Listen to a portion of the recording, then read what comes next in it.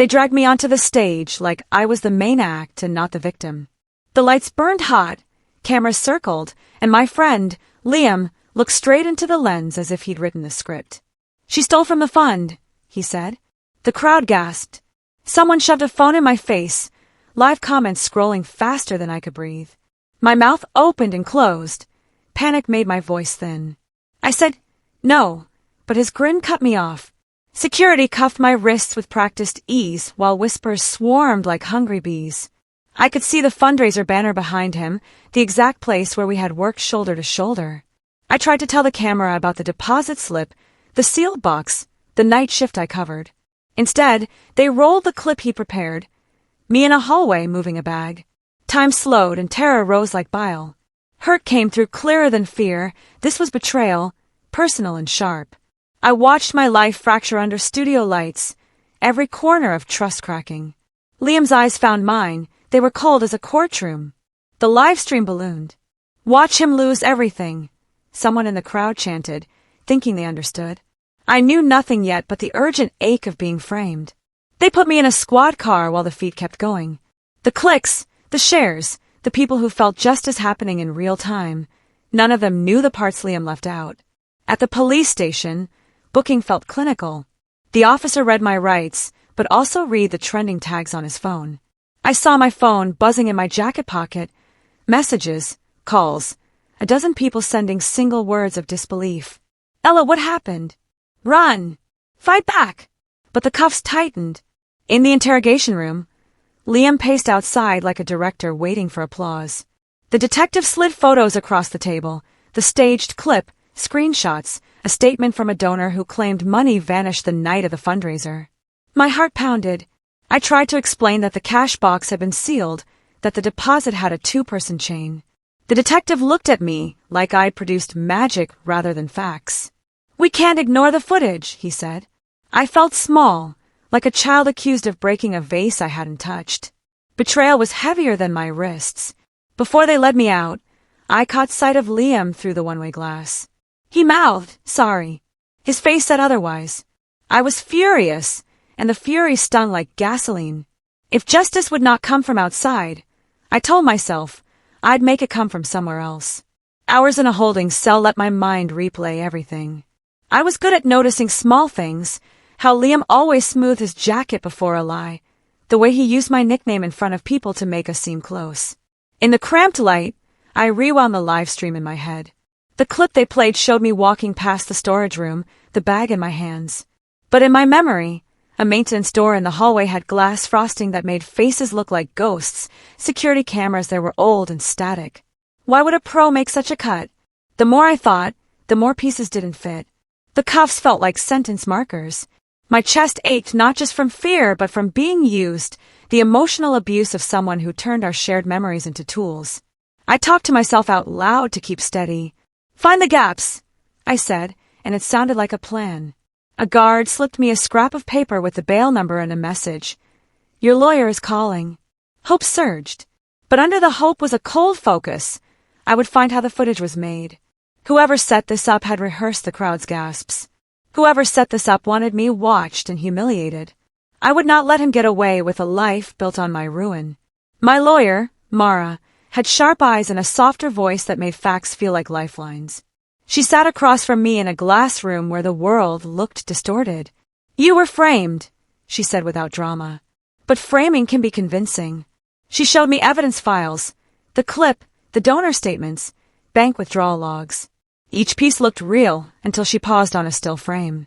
"This angle wouldn't have recorded that bag," she said. The clip had a cut, an extra camera angle that shouldn't exist in the hallway. The timestamp matched our rehearsal time the week before, but the hallway camera was offline that night. "Someone planted an angle or edited another feed in," she said. That sentence ignited something. I told her about the deposit chain, 2 signatures, sealed bag, and she leaned forward. "If we find the raw feed from the night, we prove editing." We had a lead, a building maintenance log that listed camera maintenance. Mara called a favor with a former colleague in the security world. I felt a tiny victory bubble up. Proof could be coaxed out of systems people thought were closed. But the livestream comments had made my life public. Clearing my name might not erase the humiliation. Mara promised to move fast. Outside, somewhere, Liam's posts were already trending. When I walked back into my apartment, the silence felt sharper than sirens. My phone vibrated non-stop with unknown numbers and mean-spirited DMs. The echoes of people's voices from the fundraiser still played in my head. I unlocked my door and found a Polaroid sitting on my kitchen table. One photo, the storage hallway, the frosted glass, and a tiny red thread of something caught on the door handle. On the back, a handwritten note. Look closer. No signature. My fingers trembled as if the paper had electricity. Whoever left it knew the hallway's secrets. I thought about the maintenance log and the camera angle that shouldn't exist. My apartment, once a refuge, now felt like a bunker where I planned a siege. I made a list, people who might help, places to search, the times when Liam planned his posts. I called a friend who owed me small favors from college. She agreed to watch my social presence and flag anything suspicious. The Polaroid's plainness reinforced that I wasn't crazy. Someone wanted me to find evidence. As night fell, I replayed the fundraiser in my head, trying to find where that red thread would fit. It felt like the first signpost on a long trail. I slept badly, but for once it was from thinking of plans rather than fear. I confronted our mutual friends at a cafe the next day. Their eyes darted. Their pronouncements were cautious, as if the room itself could turn on them. I said Liam framed me and watched them measure loyalty like currency. Most backed away slowly. Fear is contagious. But one, Nina, handed me a phone under the table. It was a screenshot of a private group chat where someone had joked about clearing the stage weeks ago. The joke used an old phrase Liam favored when he felt threatened. Reading it, my stomach flipped. Why didn't you say something? I whispered. Her shrug was small. We were scared. He's powerful now. Power had a different look when it built on lies. I asked Nina if she'd noticed odd behavior. She mentioned an expensive new watch, dinners in places she'd never seen him before, and a sudden push to control the fundraiser's finances. The pattern built itself into a picture, motive and opportunity. Nina's eyes filled with regret. She then slid me another item, a text chain where a donor complained about missing receipts and Liam assured them he'd handle it quietly. That line felt like a rope around my chest. People wanted to keep their peace, but a sparse few wanted to help. Their fear made them quiet, but their small actions, like this screenshot, could still tip the scale. I started tailing Liam in small, careful ways. I wasn't reckless. I just wanted facts, not drama. From a bench across a bakery, I watched him meet a man in a gray coat, nondescript, hands fidgeting with a wallet. They exchanged a small envelope like a secret ritual. Liam laughed in a way that didn't reach his eyes. I snapped photos with a cheap camera I could hide in my sleeve. After they split, I saw the man tuck something into a pocket and walk away with a limp step. The envelope could be anything. I followed the gray-coated man to a mailbox that served several businesses. He dropped the envelope into a slot and melted into the crowd. When Liam strode away, he made a call and said, "Yes, it's done. Cleaned up." My chest tightened. This wasn't random, it was coordinated. I felt a mix of adrenaline and grief. I'd known Liam for years, and seeing him trade envelopes like currency felt like watching someone I loved signing away another person's life. I took the photo and sent it to Mara with a short note. Got a meeting. She replied, "Good. Don't get seen." That line felt urgent. I had proof he met someone clandestinely. The trail was getting warmer. Mara dug into old emails and found a string about the fundraiser's funds. The thread included a finance sheet with missing entries and one line that had been scrubbed, a transfer to an account labeled operational support. The email came from a shared account Liam had access to. When I read the message, I felt cold. There was mention of reallocating unspent funds and a later apology to a donor. My head swam with motives, greed, covering mistakes, or a plan to build an image while pocketing cash. I asked Mara about tracing transfers. She said banks were slow but traceable if we had the right dates and names. The scrubbed line suggested someone with access had edited records. Who had the keys? Liam did. It fit too neatly. Later that night, I found a receipt in an old folder at my place, the fundraiser's vendor list, and noticed an invoice Liam had canceled. The vendor remembered hand-delivering the canceled invoice back to Liam in person. The pattern tightened into a rope again. I felt anger building into a purpose so clean it scared me. Someone had to answer for every donor who trusted us. I would gather the ledger, the people who saw him pocketing cash, and the trail of envelopes. The internet had started to whisper, the truth had to shout. I met a volunteer from the fundraiser, a quiet older woman named June at a park bench. Her hands shook when she talked. She'd been the one who packed up the sealed box the night of the event. I asked about unusual things, and she hesitated, then told me about a package that had been switched during setup. We joked about the wrong bag, she said. But it wasn't funny. She described a delivery that arrived late from a supplier, an extra box with a brown marker. Liam had opened it and said something like, "Make sure it's ready for deposit." June remembered because she dropped her keys. She added a detail that pulled me forward.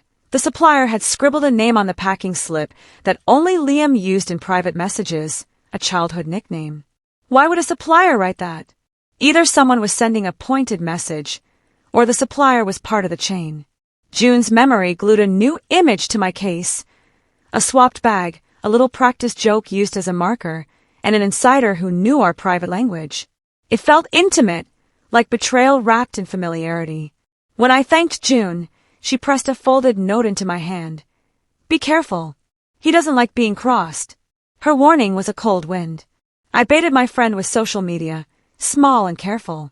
I posted a vague status about finding evidence and included a photo of a closed hallway with a caption, "Not everything seen is what it seems." It was cryptic enough to be ignored by most, but clear to someone who'd staged a scene. I watched my feed. Within hours, Liam reacted. He left a comment that read, "Cute try." His tone was smug, which made me furious. But there was a trace of fear in the timing. He responded faster than someone who was uninvolved. Then, late that night, he reshared a post attacking me with new images. In the comments, he slipped up and used a phrase only insiders used when coordinating damage control. I screenshotted it and sent it to Mara. She said the phrase indicated prior planning. He wanted this to end publicly. I realized my bait had worked. He cared what I posted because I mattered in his narrative. That care was another crack. I felt a small, satisfying surge knowing I'd gotten a reaction.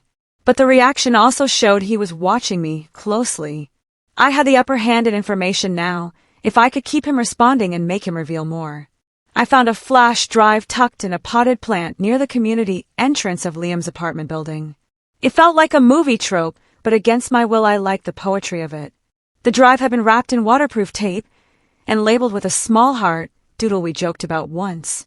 Inside, files bloomed, short clips, audio clips, and a folder named Backups. My hand shook. When I played them, most files were corrupted or truncated, teeth of a story missing. But a 5-second clip showed the storage hallway from an angle I hadn't seen, a brief glimpse of a figure moving a bag and a small wristwatch glinting. The watch was unique, a black band with an engraved initial that I knew belonged to Liam. The clip cut out at the crucial second. Frustration burned. Someone had left breadcrumbs, but not the whole loaf. I suspected sabotage. Someone wanted the truth half visible. I took the drive to a technician who worked nights. His name was Omar, and he owed me favors from taking my neighbor's cat to the vet once. He said he could try to recover files, but there were signs of deliberate corruption. Overwrites, noise, files replaced. Whoever made that mess knew how to erase cleanly. Instead of despair, I felt fueled. The planter had been chosen because it was public and safe. The person who left it wanted me to know someone helped me, but who trusted me enough to leave it, and who corrupted it to hide the whole story. Omar worked in a half-lit basement full of humming servers. He fed the drive into a machine and hummed like a priest. Hours passed with cups of bad coffee and screens showing data ghosts. Then he found a patch of pixels that hadn't been wiped, a timestamp buried in the audio track. It matched the fundraiser night, and beneath the noise, a muffled voice said, "Handle it now." Omar enhanced the audio until the words slid out clean. The voice matched a voicemail we had from a donor. Liam had left it and praised my handling of logistics. The mismatch was proof of editing. The clip on the drive confirmed my memory. I had been in the hallway, but the full timeline didn't show me stealing anything. Someone spliced scenes from other nights and dropped them into the live stream sequence. Mara called it sabotage with intention, public shaming using stolen media. We finally had two things: proof the footage was doctored and a small trace pointing to Liam's watch. It was enough to subpoena logs if we wanted to go legal. But the world outside wasn't patient. I felt a thin hope. Legal steps were slow, but I had the means to challenge the narrative. Still, someone was clever enough to blur the files. They had time and resources. I decided we needed to move faster and more publicly. I went to confront Liam with the recovered snippet in my pocket like a loaded card. I told myself I wanted truth, not theatrics, but the moment stretched. He met me at a deli and smiled at the smile of someone who'd rehearsed being charming. I placed the phone on the table and played the clip. He laughed, the sound useless. "You think a corrupted file proves anything," he said. Then he did something I didn't expect. He accused me of confessing privately to a mutual friend the week before. He'd somehow spun a story that I'd admitted wrongdoing in a late-night call. His calm was a blade. I felt violated in a new way. My voice, my private words could be faked.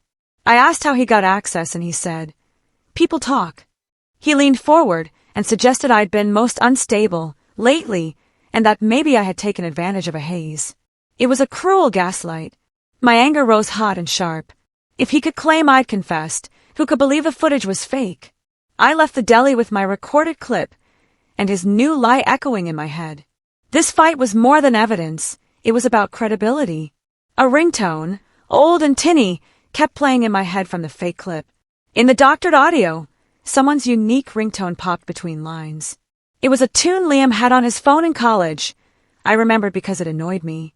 I interviewed people who'd been at parties years ago, and one neighbor, Kara, remembered a phone like that. She described seeing Liam swap SIM cards at a bar once to hide a number. The detail mattered. The ringtone suggested someone used Liam's old device pattern to impersonate me. I dug up an old voicemail from 3 years back, my voice answering a wrong number, and compared waveforms with the forged clip. The patterns didn't match. Someone had deepfaked a voice to sound like me. The technique was viciously precise. My stomach sank. Now I knew. Forged footage, forged voice, and a concerted smear. The more I uncovered, the more Liam's orchestration needed accomplices. I felt my resolve sharpen. If he could steal my voice, I'd take back the narrative. I traced the ringtone to a burner phone number previously used in petty scams. The trace led to a small repair shop that serviced vintage devices. I set a plan: visit the shop and ask questions disguised as a buyer. If the shopkeeper remembered servicing a phone with Liam stickers, I'd know more. At the repair shop, a thin man named Arlo remembered the phone with a battered case and stickers, one sticker with an old band Liam loved. He'd sold a cracked SIM tray to a courier months back. Arlo hesitated, then recalled a detail. The courier used a business card that listed a shell company name. That name matched a wired transfer on one of the cleaned bank statements Mara found. The chain connected to a shell company I'd only seen in corporate filings, anonymous owners, a mailbox address at a mail center downtown. It all smelled like money laundering thinly veiled as operational costs. My chest tightened with both triumph and dread. Liam was not just a liar. He built a structure to hide money. I felt sick thinking of donors' money in that maze.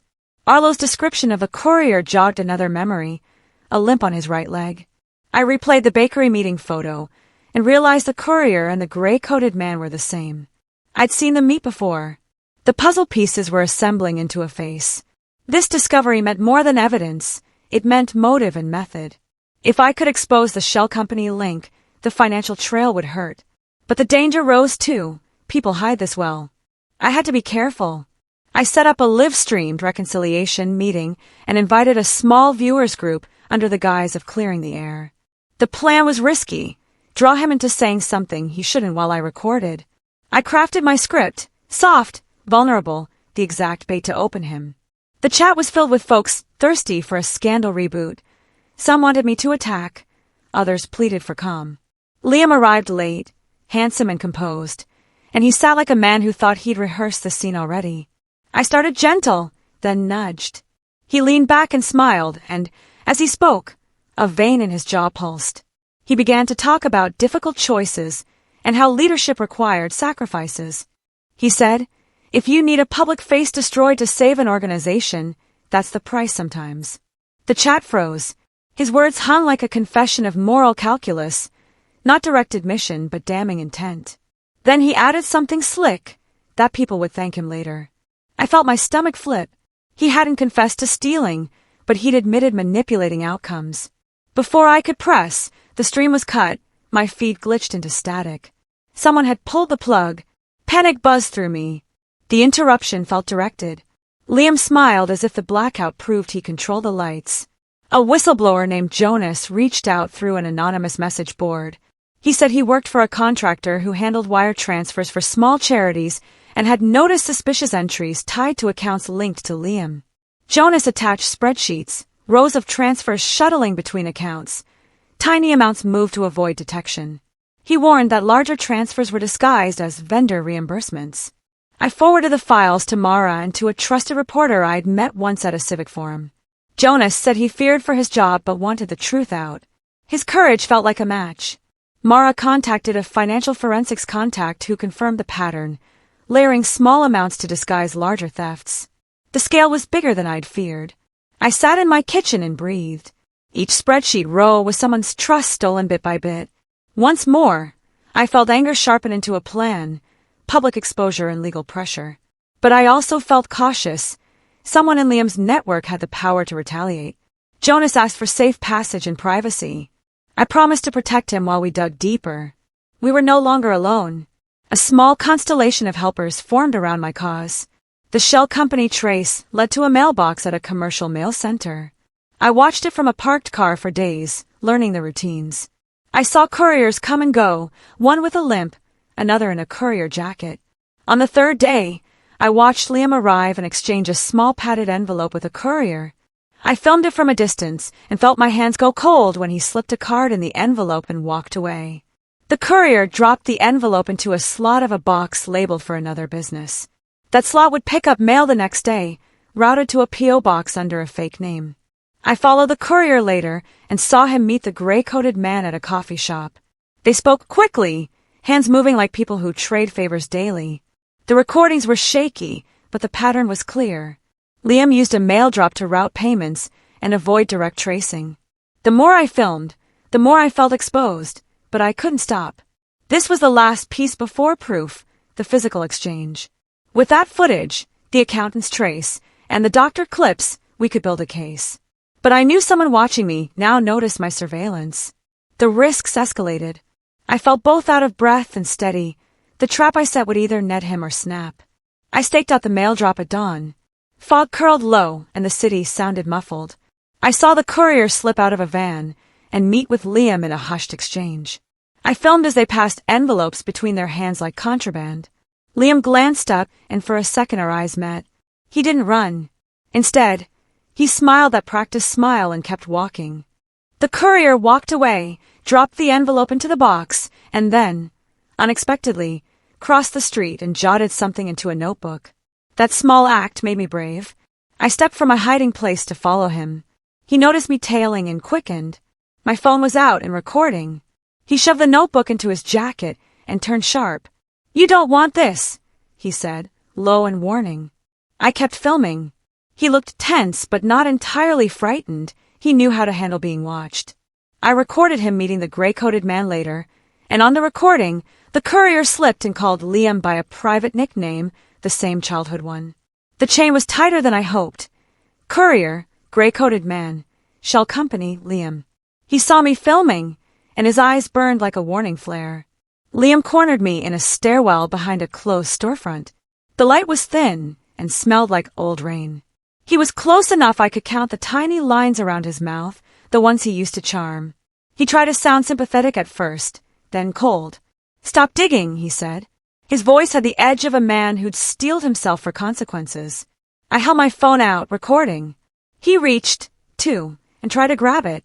In the scuffle, his jacket caught on a nail, and a small mirror fell out of his pocket. It shattered in miniature, and from the broken pieces I saw a bank card edge glint, a card issued under a name I recognized from the shell company. He cursed and shoved me against the railing. The camera on my phone caught it all. He tried to force a smile and said, "You'll ruin us all." I said, "You ruined me." His face went hard and he whispered something like, "You will lose everything." He wasn't just threatening, he was predicting. Before he left, He thought the phone was off and sneered into the camera about how fragile I was. I had his words. The stairwell felt like a confessional and a courtroom at once. The confession was raw and dangerous evidence. I contacted the reporter, Leah, with the stairwell video and the bank traces. She was blunt and useful. She wanted corroboration and a willingness to air documents publicly. I gave her the corrupted drive, Jonas's spreadsheets, and Omar's notes. Leah pushed back on one thing. She wanted an incontrovertible smoking gun to ensure her story wouldn't be dismissed as revenge. She asked for something that tied Liam directly to the shell company payments, a ledger, a signed document, or a live confession. The stairwell tape helped, but she needed the ledger. I realized then I had to get the ledger without spooking those who could expose me. To do that, I planned a stealth move, access the account records at the mail drop's landlord office under the guise of an audit. Mara arranged a subpoena to freeze one small account, enough to get the bank to reveal transaction metadata. It felt like navigating a minefield. If I failed, Leah wouldn't publish, and Liam would use the delay to hurt me further. We proceeded anyway, and Mara promised legal pressure would buy us time. The burden of proof now rested on a ledger somewhere in a drawer or a hidden email. My pulse matched the ticking clock. The charity gala was our chance to trap him with witnesses. It was loud, crystal, speeches, clinking glasses. I wore comm armor and planted friends in the crowd with discreet instructions. Jonas sat in the back, sweating. He'd agreed to testify about the transfers if confronted. My plan was to create a moment where Liam would talk about finances and slip. I sat at my table and watched him glide through the room, thanking donors and hugging sponsors. He had the face of a man who thought he was untouchable. Midway through the night, Mara slipped a printed fake ledger into his coat pocket when he hugged her, an audacious move meant to make him expose himself. I watched, waiting for him to react. Instead, he walked to the stage and began a toast praising transparency. The irony stung. I felt panic tighten. Maybe our trick would fail. Then, during his speech, my planted table mate, Nina, stood and asked a question about recent reimbursements. Liam froze for a heartbeat, then laughed it off. That heartbeat was the cliff. He'd noticed something but chose to soldier on. The room hummed with tension. My heart was hammered. We were close, but not yet across the line. Something went wrong. As Liam laughed off Nina's question, someone in the catering crew, an employee I recognized from months ago, moved a folder from the service table to a dumpster behind the venue. My planted ledger had been replaced, tampered with. Panic flared. The replacement had forged entries that made me look obsessed, frenzied, and unreliable. Leah saw the swap and went white. My chest dropped as if someone had cut the rope I'd been climbing. I expected collapse, but then an unexpected ally stepped forward, the gala's accountant, Tomas, who had quietly watched the night. He rose and asked for the microphone, his voice tight. He said he'd found irregularities in the accounts and had copies with him. He opened an envelope and held up a sheet, a clean ledger and a list of transfers. The room listened. Tomas, who had no love for either of us, explained he'd been auditing the charity independently and noticed the shell company routing. He'd hidden his copies fearing tampering. His revelation shifted the room's temperature. Liam's smile faltered. Someone in his network had tried to sabotage our sting, but an honest man, unexpected and brave, had preserved the truth. The tide swirled, and the gala became a courtroom on its feet. Tomas handed the ledger to Leah, who streamed the revelation live. The entries matched Jonas's spreadsheets and Mara's subpoenas. The ledger tied specific payments to the shell company and, crucially, to a card number matching the mirror fragment from Liam's pocket. The live chat erupted. Sponsors began to rise and whisper. One pulled their support right then. Liam's face drained of color. He tried to speak, but the crowd's murmurs drowned him out. Leah placed a call to a financial prosecutor live on air.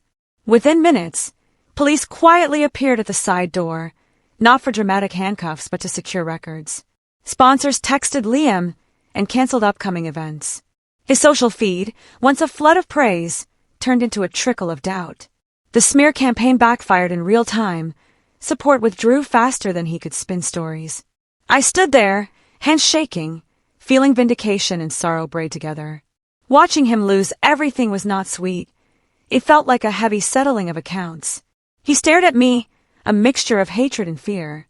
The live stream showed him in a way he couldn't control, and the world watched as his platform unraveled. After it all, the dust settled into a quiet I hadn't expected. Liam faced charges and sponsors cut ties, but the private fallout was longer. Apologies from some, silent avoidance from others, and a few people who said they'd always believed me. I sat on my balcony watching the city go on as if nothing had happened. Revenge had been public and firm, but not cruel. I wanted truth, not to break a person beyond repair. The ledger and the live confessions got justice moving, but the ruin felt complicated. I met with Mara to close loose ends. She warned me that rebuilding a reputation would be slow. Jonas found safe work away from the city, and Omar kept helping with digital hygiene. Nina apologized in a small, trembling voice and stayed my friend. I donated time to a community audit group to help shelters and charities spot fraud, turning a painful lesson into something useful. On a quiet morning, a neighbor's kid asked me if I felt better. I said I did, and I meant it. Forgiveness wasn't required, but I found a strange peace in choosing what to keep: lessons, scars, and the resolve to guard truth. Watching him lose everything had been the final act, but life after drama was softer, kinder, and mine to shape. If you enjoyed this story, please subscribe to my YouTube channel and tap the bell to get notified the moment we drop a new story, and don't forget to like the video to help others find it.